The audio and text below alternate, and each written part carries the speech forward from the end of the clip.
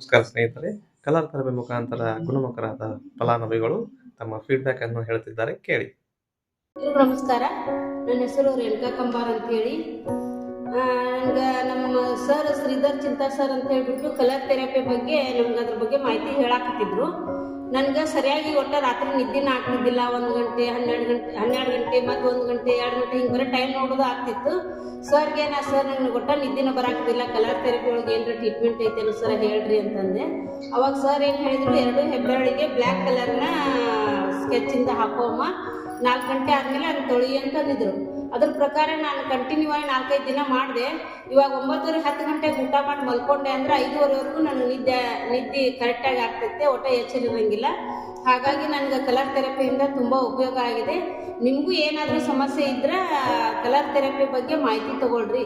ಧನ್ಯವಾದಗಳು.